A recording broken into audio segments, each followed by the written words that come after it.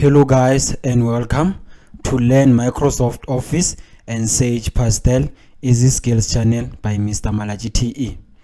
In today's video, I will show you how to use the function of transpose, and we'll use the tutorial question that is prevailing right there on the screen that says use function transpose in range B2 to I6 by using information in A3 to E10 from worksheet inventory items. Right, so from our tutorial question we can see that we have to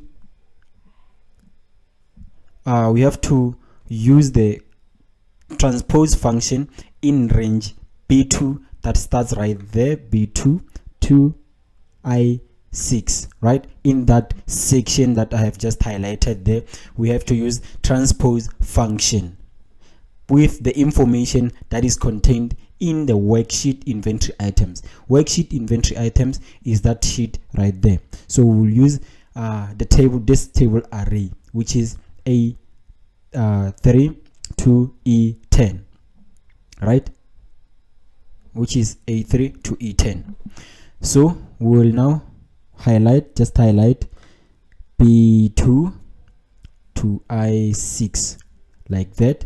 Then you go to function, insert function, then you search for transpose. Then you click on go, then there is transpose function. Then you click on OK. Then on the table array, you click on the worksheet inventory items. Then you will now select A3 to E10, right?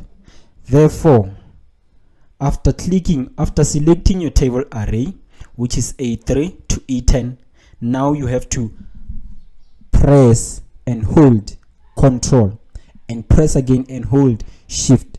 So you press and hold Control and Shift button, right? Then you press on Enter like that. So you have just performed your transpose function. That marks the end of our today's video. If you haven't subscribed as yet, please subscribe, and further questions regarding Microsoft Office you can comment on the comment section below. I will attend to them.